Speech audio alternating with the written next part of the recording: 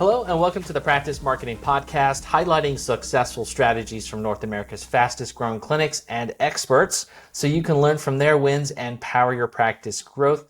Hi, I'm your host, Neil Trickett, CEO of Practice Promotions, and today's focus, we're going to talk about how to launch and grow a successful cash clinic or service into your clinic with Aaron LeBauer here.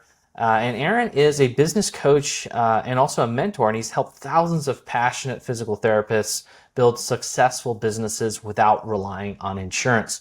And he owns LeBauer Physical Therapy in Greensboro, North Carolina, a multi-therapist, 100% cash-based PT practice. And so Aaron's personal mission is to save 100 million people worldwide from unnecessary surgery by inspiring other healthcare providers to start their own businesses and learn how to market directly to their patients, not physicians. So Aaron, welcome to the podcast. Hey, Neil, thanks so much for having me. It's a pleasure to be here.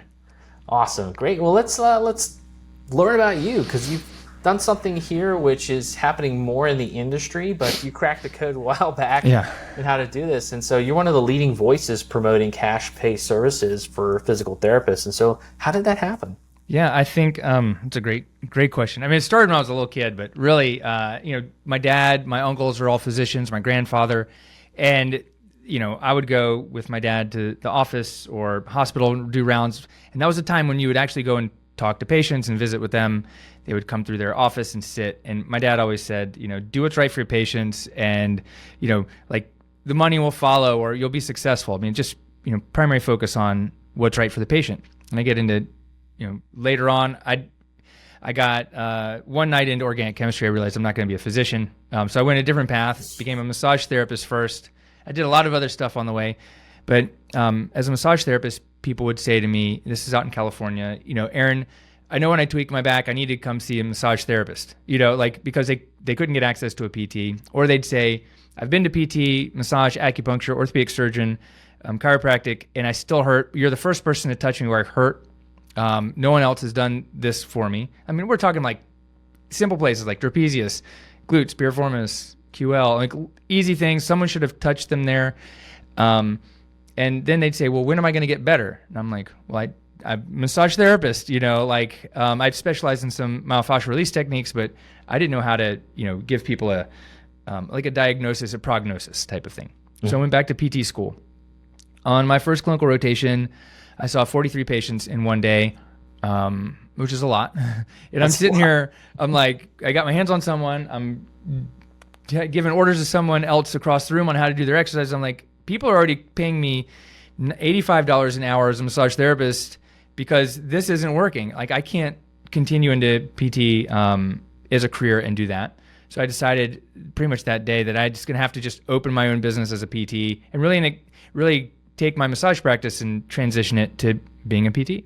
Mm-hmm. My clinical instructor said, no one's going to pay you more than a copay for PT. And this is when copays were $25, $30. And I was like, but they're already paying me $85. And no one believed it. And I was like, well, I'm going to have to do that. And I started my practice pretty much right after I graduated. As soon as I was licensed, I was working as a PT. There's a lot of other things in there that I can talk about, but that's the general reason was I don't want Melissa in Iowa making decisions on how I can treat my patients when Melissa isn't even a physical therapist or physician or a healthcare provider. Yeah. But that's the way it is, and that's not the way it should be. Exactly. Yeah. And it's interesting because I've met a lot of patients this way, but I would imagine there's a lot of patients who are also sick and tired of the medical system, yes, just like the PTs are, right?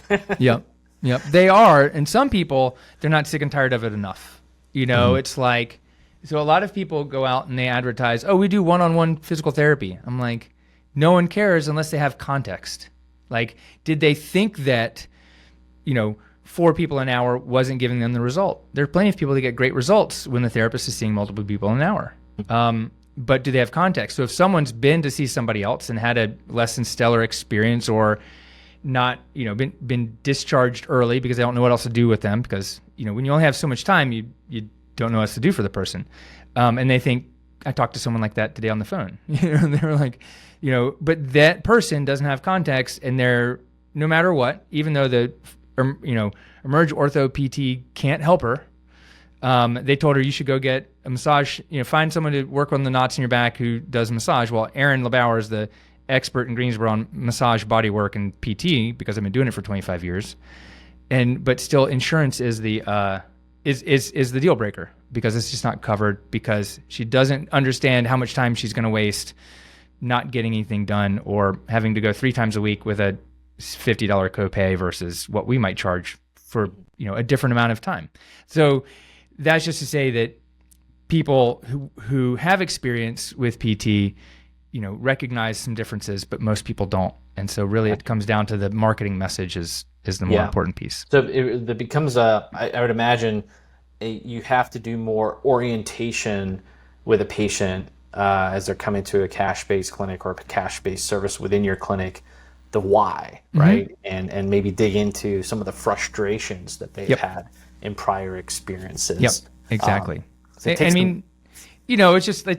I've done a lot with I've taken like more of my coaching business, like sales strategies I learned in my coaching business 10 years ago. I started moving it to my practice when we raised our rates like $100.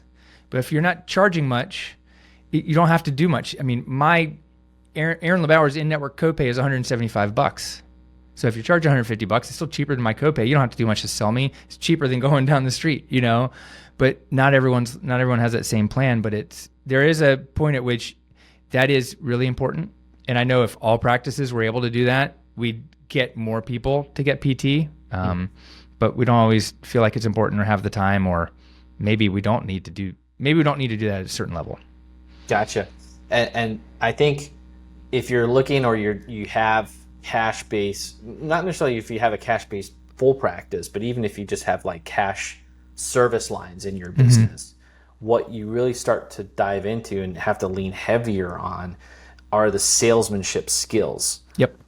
We still do it every single day as a PT, whether you're taking insurance or not. And I think the more, you have to sell that patient on your plan of care, why they should come and spend their time with you to get fully better, and what the outcome's going to look like. So there's salesmanship happening all the time, from the front desk to the PT to the billing office. We just don't realize it that much. Right. Wouldn't you agree? Like, there's quite a few people say, hey, I can't get my patients to come back and stay, and it's $25, $50 copay, right? We didn't do any sales because the patient doesn't know why they're there. Yeah. So I do have to do more sales. And at the same time, like, I think that a lot of people think that, I couldn't possibly charge more cash because people don't come in at the current rate. But it's, they're not even doing any, what is it called? Like, questions that are about, future pacing, questions about, what's been the most frustrating part about this for you. If I could, I just ask people, hey, if I could snap my fingers and change one thing about the way your body works or how it feels, what would that be? And it's like that's bigger than just range of motion in my knee. Yeah. And I think that's the important missing piece. Do you find this in your clinic? When I had my practice, and I sold that back in 2010, but at that time we had some cash services in there for people that had terrible insurance we didn't take, or whatever. But we had cash-based programs in there, and you pre-sold them on either a 6 or 12 visit package. But I found that the people invested in that, they were very willing to come. They wanted to come, right? So I'm just curious if it's something you notice on your end as you coach other clinics with that. Absolutely. The indicator is a lot of times, and you probably get these too, it's like, hey, we've got this great EMR, or this great app for doing for home exercise compliance. It really helps our clinics with compliance. Well, I don't have a compliance issue because people pay enough that they're going to show up and they're going to do the work.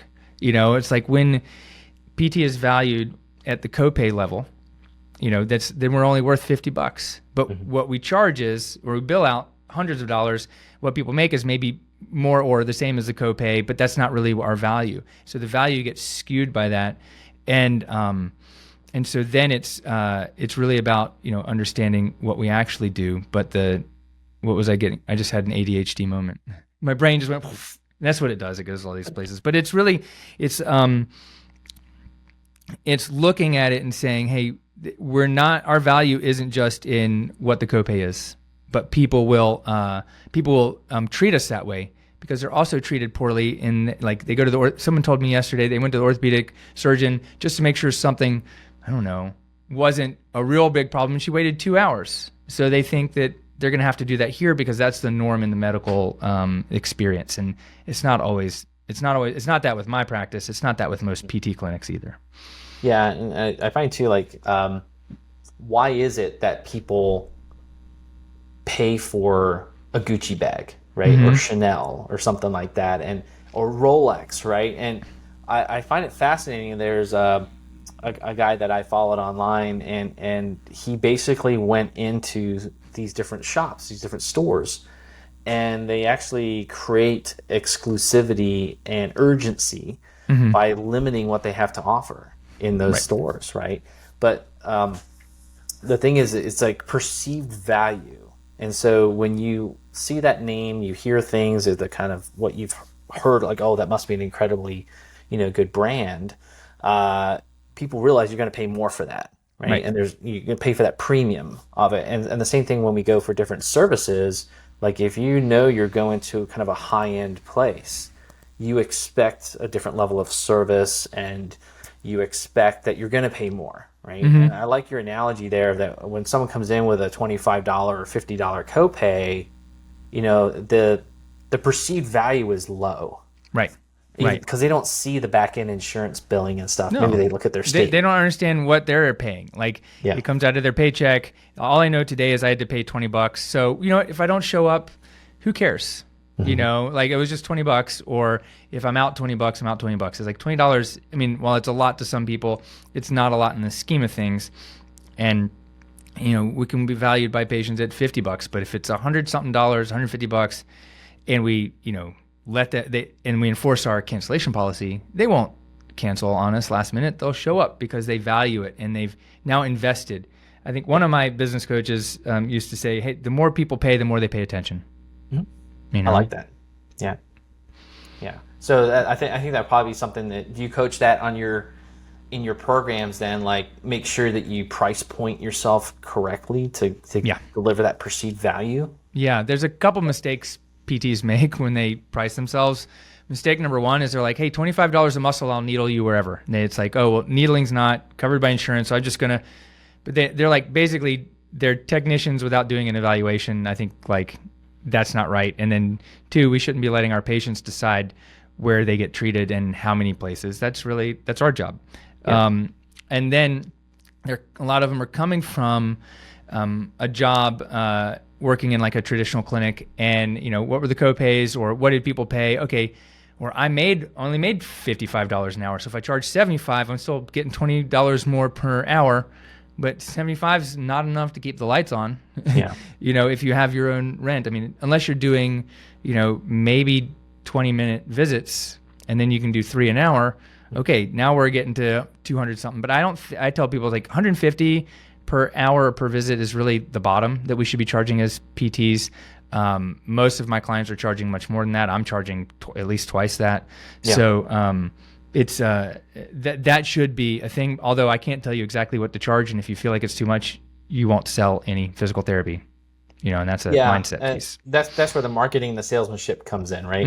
For that component. But I agree. I think one thing to look at there is you got to know your costs, right? You got to know what it costs you to deliver that service. And so, there's a lot of clinics out there, a lot of clinic owners that are looking to bring in some sort of cash-based service line into their practice. Maybe it's a sports performance program, a stretch program, a laser program, whatever it may be.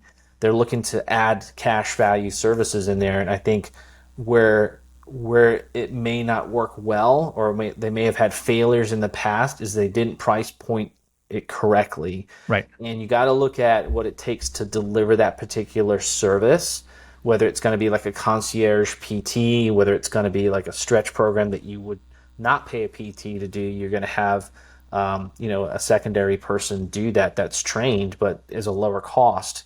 But you need at least a 3 to 5 multiple on the cost of that delivery, because you got to pay for everything else, all the marketing, the admin, all the putting the lights on, the rent, you name it, right? So just like you said, if it's a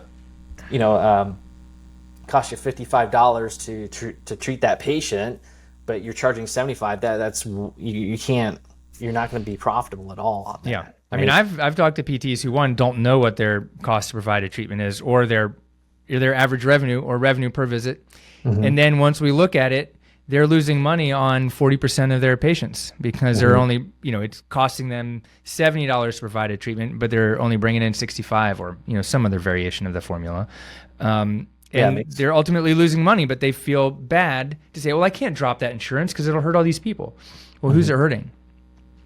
It's hurting you. I mean, it's because you can't you're not going to stay in business if you don't have a profit, and then you have to have that at the very minimum. I think that's so true. You got to know what it costs you to deliver that service per visit. And when I had that in my practice, and I showed my therapist like what it costs to actually, with their salary and everything else, it was like $60 something a visit at that point, right? And that was back in 2010. Their eyes were like wide open. They're like, holy cow, I didn't realize it was that expensive. So yeah, I think know what it costs you to deliver, and then know where your price point needs to be. I think that really helps with making decisions around what insurances you would take, right, and where I would be out of network, and work harder to bring those out of network patients to still see them. And I think that's a caveat too. Is like, you don't have to stop seeing the patients. Right. You just don't take their insurance anymore, right? But you would choose me over a competitor because we're going to get you better faster, and we're going to make sure you have a complete rehabilitation where you might not get that experience somewhere else, and you might not make the results that you're going to get. Yep. But then you can approach it with like, you know what, this HMO pays terrible. I am not going to be part of that, right? This is the value I have, and for those patients, they're going to be in my cash pay program.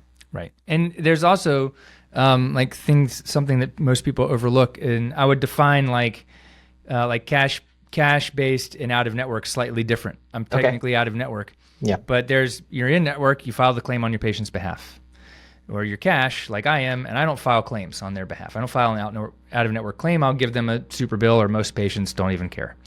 In the middle is it's out of network, but I file the claim on their behalf. A lot of dentists will do this, right? Because dentists are more used to being out of network. But as a PT business with already established like infrastructure of an EMR and billing company or relationship with a clearinghouse, you can do that much more easily than I can when I didn't have any of that. And 12 years ago, it wasn't electronic submission, in the way that it is now through the apps. And you can still file a claim on people's behalf. You just be like, yeah, we take your insurance. They say, do you take my insurance? And you say no. Well, then they're going to hang up. But yeah, we absolutely take your insurance. Let me ask, what's your name, date of birth, like not even name, what's the problem, et cetera. We have a conversation with them. And then here's how it works. We're out of network. We'll file the claim. We, every visit's going to be even do a benefit check. Every visit's $150. They're like, okay, great. That might be lower than their copay, but we don't know because we assume that it's out of network. It's more expensive. But out of network can be less expensive for the patient, and practices can generate more revenue that way just as easily.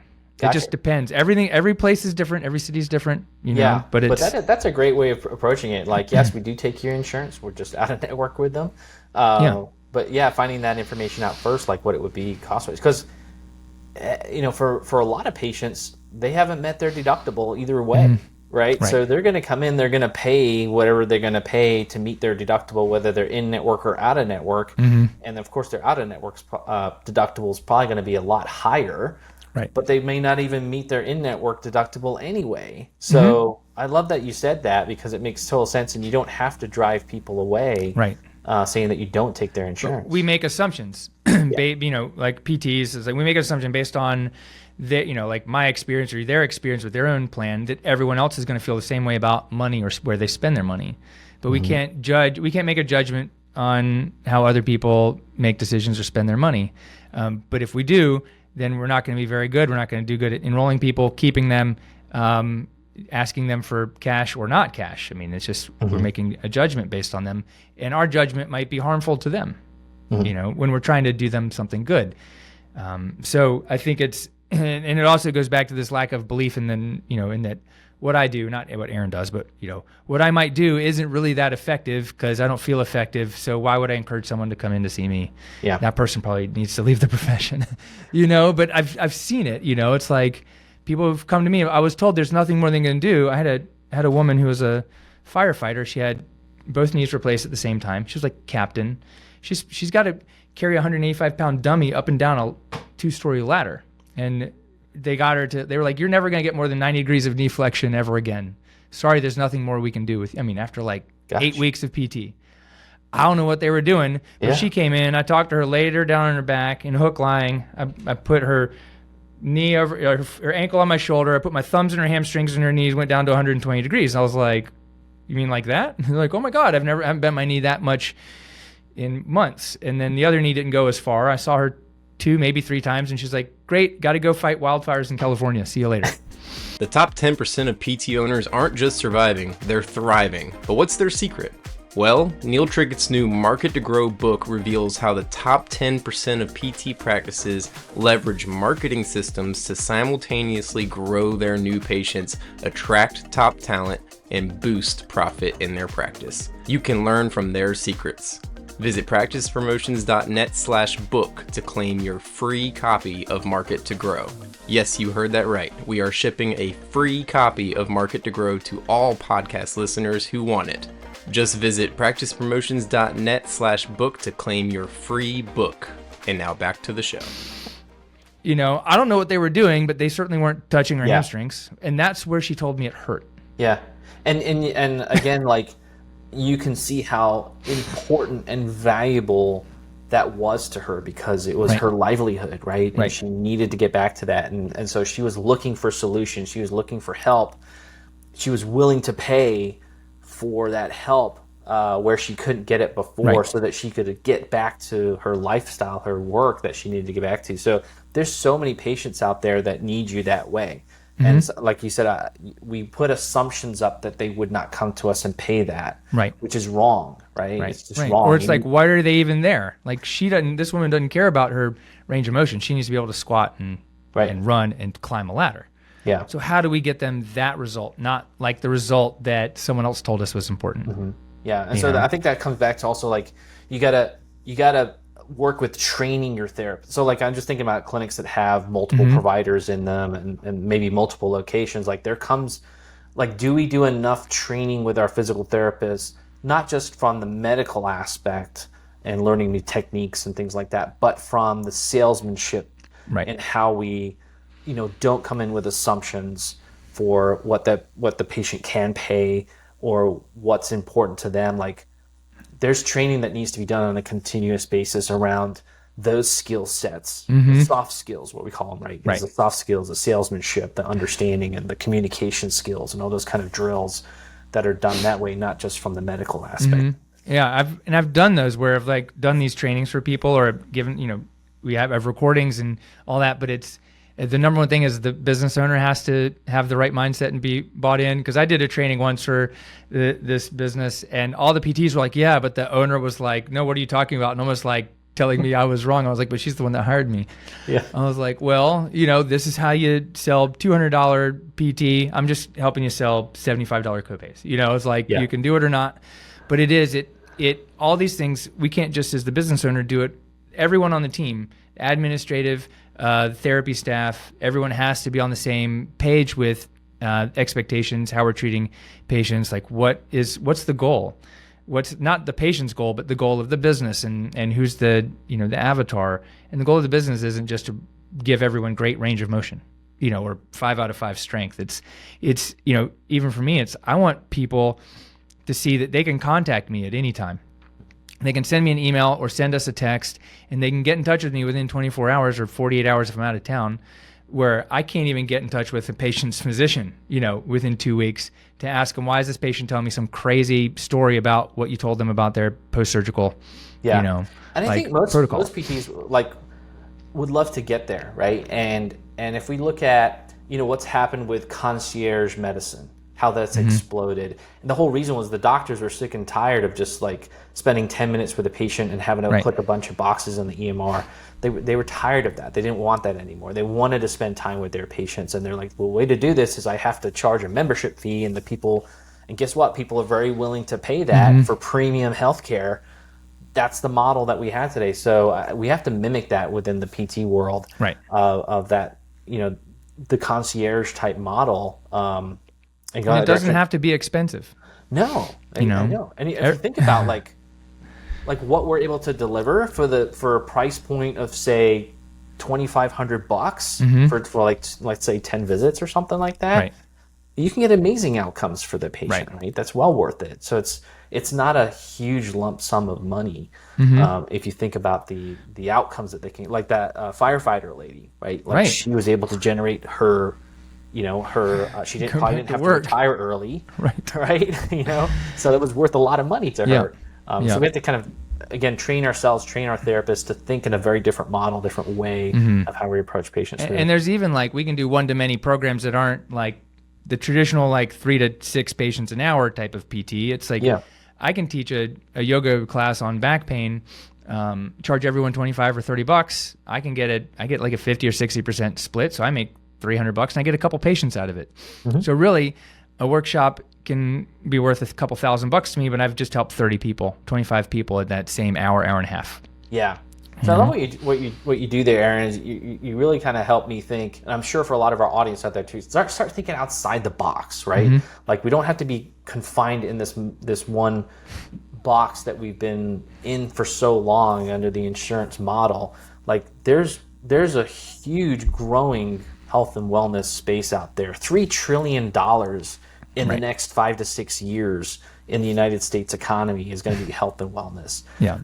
And so like you're just showing me here, there's so many ways that we can tap into that as practice owners. But do we really think patients should go to Stretch Zone or Stretch Lab and pay $75 or $50 for someone who's trained on a Saturday to stretch them? I mean, it's good for some people, but if you got back pain or hip pain, there's a better place to go. But the branding of physical therapy is hot packs, leg lifts, ultrasound, post-surgical rehab. It's not we problem solve for you and give you a plan and actually touch you and help you fix the problem. That's unfortunately not the branding. I'm curious, as you've worked with different clinics out there, have you seen this? This may be for like larger clinics, but let's just say it's a clinic that maybe has say 5, 6, 7, 8 providers in it. Have you seen a clinic that maybe has like a someone that is, will you be like more of an official salesperson, but they're sort of like the person that they go talk to, after. So for example, like they come in for an evaluation, that the therapist is making their recommendations, and then they go see the person who is going to chat with them about finances and options and things like that. You know what? I've seen it, but not in physical therapy. Okay. Gyms will do it. Of course, car dealerships do it, but it's like, even like dentists will do it. Like the dentist will come in, they'll evaluate you. This is the plan, but the dentist isn't doing all the cleaning and the, whatever, the veneers and all those things. Gyms have, I learned a lot about how to market and run my business from the gym profession, from personal trainers. Bedros Koulian was one of my coaches for about 5 years. And, at these larger, and one of my friends, Ryan Obenesser, he used to run a gym that wasn't the same, but they have one person that's a salesperson, and they enroll you in the program. And if you get private like personal training, here's I'm going to match you with this trainer because they're a specialist in your sport. I've talked to some clients about doing it, but I don't think they believe that it's something they should or shouldn't be doing. But I do believe that a lot of times, even if it's the business owner should do all the sales. And be like, hey, we're going to put you in. I'm going to match you. Like you're going to see Dr. Smith because they're the specialist in knee pain, and together we're going to follow you through your plan of care, and I'll be right here. I know a couple of people who've done that as they're transitioning out or a new therapist in, but not as the official like role of salesperson. Gotcha. But I do think it'd be a powerful formula. Yeah, and I think obviously it has to be applicable, right? So like if you're a small clinic, it doesn't make sense. There should be a function for that. Like it's usually going to be the owner that runs that component, right? But if you're big enough, right, where you have say 5, 6, 7, 8 plus providers, again, like what you're talking about, I've seen it too. So gyms, like higher end dental, cosmetic dentistry, plastic surgery.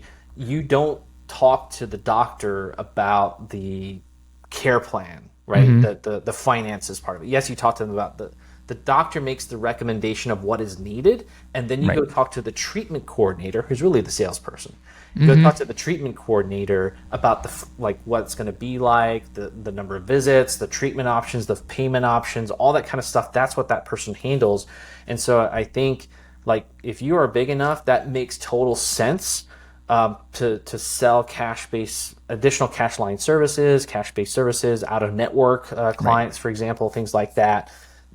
You sit down and you be like, it actually puts the clinician in more of the position of authority, because they're not talking money with you, right? They're talking what's needed from a treatment standpoint, and then the payment side of it and payment options and all that kind of stuff, the logistics is handled by someone who's very good with sales, right? And it makes it so that the clinician's not the bad guy. Yeah, exactly. Right? It's really easy to be like, here's my plan, here's what it's going to cost. I'm going to have you work out the details with, Sarah up front at the end. They're like, okay. And then the person up front closes the deal and gives them the financing options. True. And that could be, again, just kind of thinking outside the box for a clinic here. If they're trying to like pull more of those, like being able to take those out of network patients, being able to kind of sell some additional cash line services, maybe you have a very good office manager, right? Or even a biller, or even, it's probably usually not the billers because not as personable soft skills, sales skills side of it, but usually an office manager, even the front desk, maybe they're super good at that. And you kind of pull in maybe a virtual front desk to help them or something else, but like you give a bit more time to someone else in your office who's really good with sales, right? And then they could be part of it, because it's not something you may do full time within the day, but there'd be times when that person is needed. So just sometimes that's just looking at the process in a different way. Have you been to Orange Theory? I know of it, and I have family members that go there, but I've never been myself. You should go just for I don't know if they do it the same, but the very first experience, they give you this like questionnaire, and they ask you all these like sales-based questions. It's like, what's one thing you want to get out of coming here? Like, I can't remember exactly what they were, but I was like, holy cow. Like, they're really kind of diving into the why, but it's a big organization. I mean, it's a big franchise, and not many places do that in a way that's one empowering and not shaming you, but it's like, if you no longer could work out, like what's one thing that you're concerned would happen? I was like, okay, so it's just building this case for why you should get a membership. So it's really interesting, but they do that, but we don't do that as PTs, where we ask about how many steps do you have, and do you have a handrail in the backyard, and patients like, I've never been in the backyard in 10 years. I mean, why does that matter? Yeah.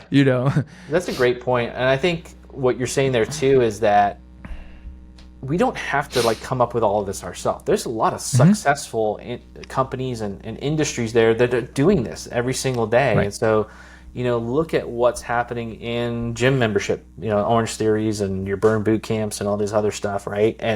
And what are they doing right there that you could mimic in your, if you're going to add a cash-based service or cash-based service line into your practice. I love that.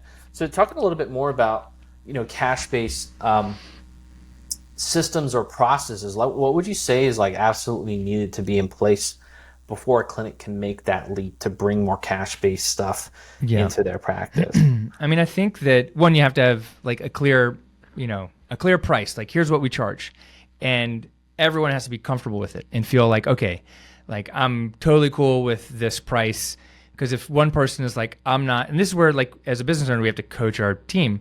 If they don't feel comfortable doing PT at $150 a visit, then those people, they're not going to keep people on their schedule, and it's going to cause problems. So there's that. It's really the mindset of cash, but also doing it in a way where we're not explaining or making excuses about why we take cash to patients. It's more, if people ask, well, okay, we can have an answer that's not, that's like positive reasons and why it's a benefit to the patient.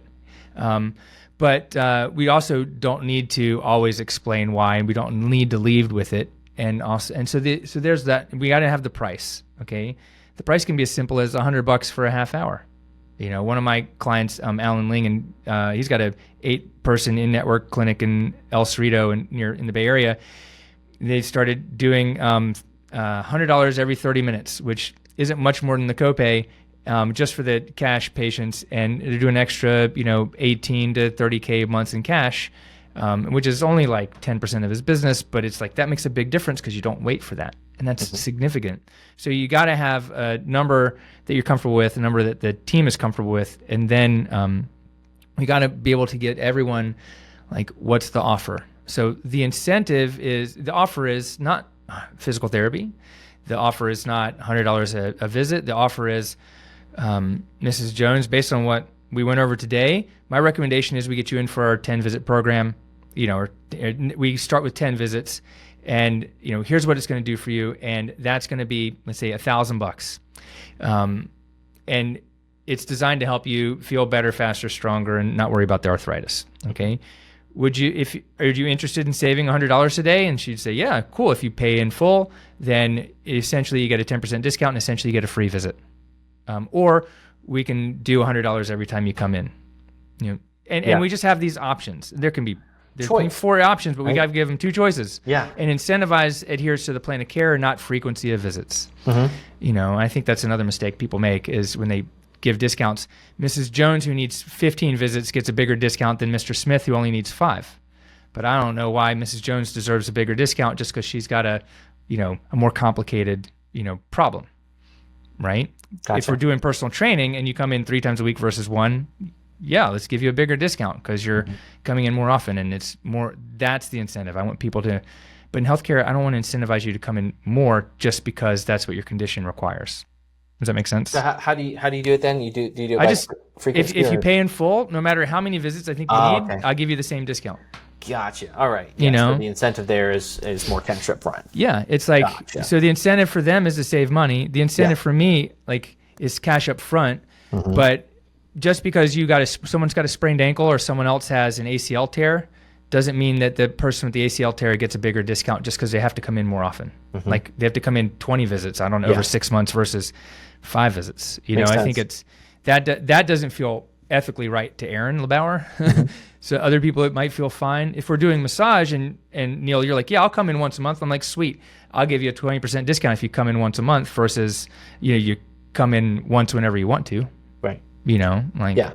Makes total sense. I like that too. And I think what really resonates there is giving choice, right? So it's not a choice of whether I do this or not. It's a choice of how much I want to do. And if I pay up front, I even get a choice of if I save some money that way. Well, it's just like with our kids, like partners, spouses, patients, you don't give them a choice yes or no. You say, do you want Chinese or Mexican tonight? Do you want to wear the red shoes or blue shoes? Or you say, hey, do you want to pay in full and save, or do you want to get on the 10-week payment plan?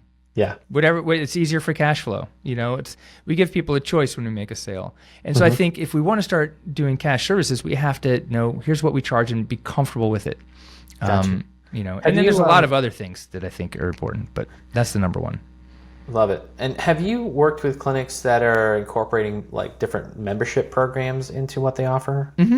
Yeah. What have you seen there as far as like the package approach or the membership approach? Yep. I think they're both really good. I think to start off, let's say you've got like a personal trainer, a massage therapist, or a strength coach, right? And the person needs PT. So what we're going to do is, instead of 10 visits, we're going to give you 12 visits. So you get 8 PT visits and 4, let's say, massage or training. It doesn't matter. Okay. But I'm not doing the treatment on those 4. Those 4 like additional package visits. Maybe they cost me $25 for the hour. So that costs me $100, but I add 4 things that are valued at $125 for the hour. So now I've added, basically almost $600 of value that costs me $100. If I combine it with the PT, then I've increased the value, but I can give you a discount. Like, hey, when you pay for this 10 visit PT program, you're going to get 2 free massages. So now I've added $200 of value. So it's really, if it was $100 a visit, it's $1,200 of value for $1,000, and you pay up front, it's $900. So you get a $300 bonus. So by combining things that, as the owner, I don't provide the service, and it only costs me less, now I can stack value. That's one way to do it, and you can do it with a lot of different gym, like, hey, your clinic has a gym membership. I've had clients say, hey, when they pay in full for their plan of care, they should get a free gym membership. They're still told how much it costs, and they sign a contract after your 90 days. It's whatever, $97 a month. I had a client in Alaska. She had a shoe business, a gym, and a PT business. And I was like, every PT patient, every patient that comes into PT should be getting a 20% discount on a pair of shoes. And you build it in. And every person that buys a pair of shoes gets a free total body diagnostic at the PT clinic. Because they're probably buying a new pair of shoes because something doesn't feel right. Yeah. Or. Yeah, so I love that. And again, we can think outside the box here in our practices, and we can layer things on, right? And make it interact with one another, all our different programs. And we kind of think of, if I have to bring in a cash service line to what I'm doing with my insurance model, I've got to think about that patient experience, patient process, and how do I expose them to the opportunities of this cash service line, whether it could be a gym, it could be a stretch program, it could be, a laser program, like whatever it may be there. I like those examples that you have of where they're really just working at allowing the person to have the experience of those things. And then there's an incentive there where they could, because they're doing multiple things together, they get more of a, discount, right? Yep. And I have another client, we set up they've got, all the modalities and stuff. They were going from in-network to cash, but they've got all these modalities, the laser, the pool, the stim, all the things that basically are self-serve. A lot of them don't require like a trained professional or not in their state to do, or they'll have someone on site who can do it, and they'll do these Saturday drop-in clinics for like 2 hours, like 9 to 11. And so maybe like a couple of them, you got to have someone, put them on. But a lot of it's like self-serve. And it's like, I think we came up with like $25 drop-in fee, right? But you can get a $50 a month membership. So $50, you can come in anytime, but you get the drop-in fee is $25. And you do it the first time, but then you can apply that to your membership. And so now what we're doing is we're getting members on there and recurring revenue. And they got like 30, 40, 50 people will come in. Now, sports teams come in, so they get hundreds of memberships at $25. And this is how Costco makes their money, is the memberships. But as physical therapists, we aren't thinking like that. And so now everyone there, when they're hurt or they're not getting better, they can get a consult or a discounted consult to get into the PT side. But no one wants PT. Everyone wants to feel good. And so, PT is a grudge purchase, but getting in the ice plunge and sitting with the Normatec boots on, that's cool, that's fun. The pros do it, so we're going to go do it. And you make a lot of money on one side and you feed them in somewhere else. Yeah, we work with some clinics like that. We see, again, they have their professional service lines like physical therapy, chiropractic in there, massage, but then they have those kind of ancillary services where they come in, it's ice bath, ice plunges and compressions and all kinds of stuff that doesn't have to be, a professional delivering that service. It could be someone who's skilled, right? And depending on the state, how that works out. But for a lot of it, it's just, I want to come in once in a while, maybe, once a week or something like that, and have my, healthy experience there. And then, hey, I injured myself. They have the PT there. I'm going to go back into PT again, right? Yeah. So lots of avenues for reciprocal referrals back and forth. So, Aaron, you obviously coach and work with a lot of clinics here that obviously doing a lot in the cash-based industry. So, are there specific marketing strategies that you see work well for those clients? Yeah. Like for specifically just for cash clients or for anyone? Yeah, for cash clients. Yeah. Yeah. I mean, the number one strategy is getting in front of people. I mean, you got to get in front of people. You got to spend time in front of people. Whether it's being in the gym, and meeting other people or being introduced by your friends. But really, it's how do I get out and run a workshop or participate in some kind of health fair. We do injury assessments, and sometimes I'll do like mini treatments. I need to do like workshops are great, and then there's things like Instagram, like paid ads, but you don't run paid ads to things that don't produce the result organically. either. You know, people think that, oh, paying is you can pay a lot to figure it out. But, for instance, I mean, I did a free workshop a few weeks ago, and actually they charged for it. And okay, so then I made $150 and I got 2 patients out of it. Great. I made like, $2,500 from that one workshop. And then I spent $300 on an Instagram ad. I boosted a reel that was already getting me followers. So I boosted it. And then I got, and then everyone who would follow me, I would send them a message, start a conversation, and I got 3 new patients from that. So those are great, but I have to have a proven offer and results and know what's next. Like, we can do a workshop, but if I don't have an offer, I don't know where to send people. Okay, great, cool, see you next time. Yeah. So are you finding there, like, you're obviously using your different approaches there, whether it's social media, email marketing, whatever it is there, but you're driving them to some sort of way to have an organic experience, whether it's a workshop or come in for introductory offer or something like that. Yeah, and so really the answer is you got to have a funnel, but like, what's a funnel? Like, we got to fill the funnel by being in front of people, and then we have to get them into either like our email list. So here, let me send you these free resources. If you'd like to set up a time to chat one-on-one, you can schedule a time to talk to a PT. So we've got this talk to a PT. It's a 15-minute call, or you can come into the clinic for a discounted, consultation, which I call a total body diagnostic. And I talk to you, figure out your goals, and I take you through like a 10-point movement screen. I use the SFMA top tier, and I touch them where it hurts, but people can use whatever screen they want to do. You just do the same thing, or you just do a partial little screen for that body part.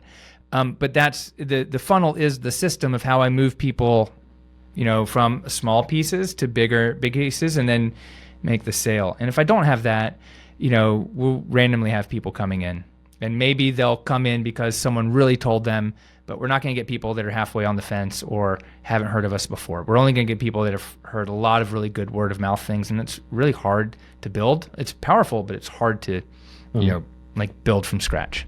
Got it. Yeah. And I would say too, like, the more premium your service becomes, the higher the perceived value you have to create with your marketing, right? Yep. So you have to elevate your marketing to the level of the price point that you want to charge, right? For whatever service you're going to incorporate into your practice. And so that we see practices out there that we get them like super polished, right? Incredible brand online.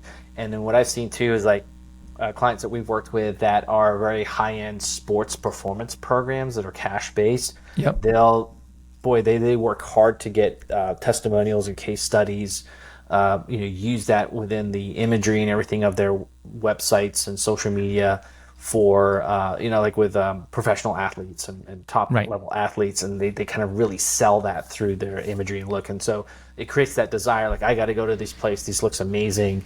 And that's part of creating that perception, that perceived value, so that when they come in, they have that introductory offer, whatever it is, then you can work your magic within the clinic. Right. It's called manufactured celebrity.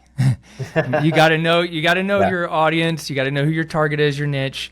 But you can manufacture celebrity by making yourself the celebrity.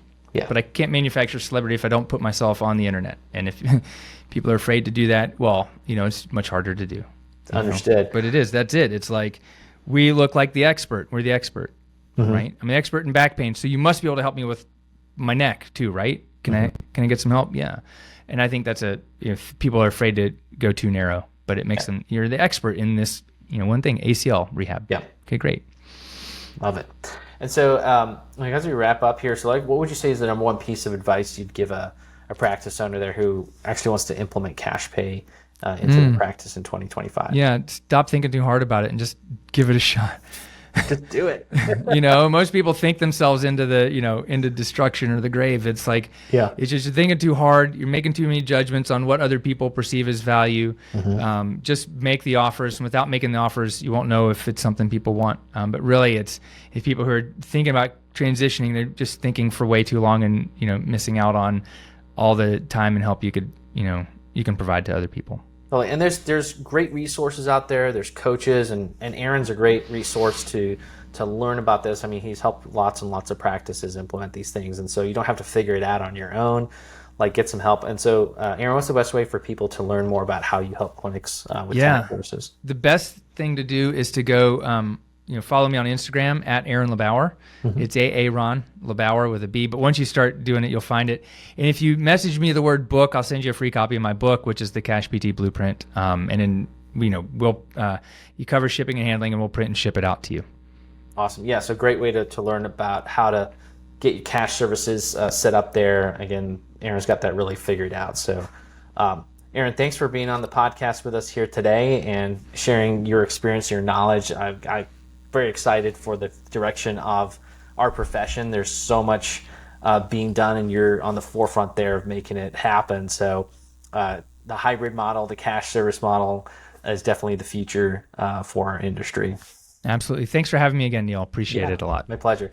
Thanks to all the listeners out there on the Practice Marketing Podcast. Don't forget to subscribe to the podcast, and then also to our YouTube channel where we have tons of great market advice for you. And then don't forget to follow us at also our practicepromotions.net website. Tons of great downloads for you and free advice on there. This is Neil Trickett from the Practice Marketing Podcast and Practice Promotions, wishing you much success in your practice.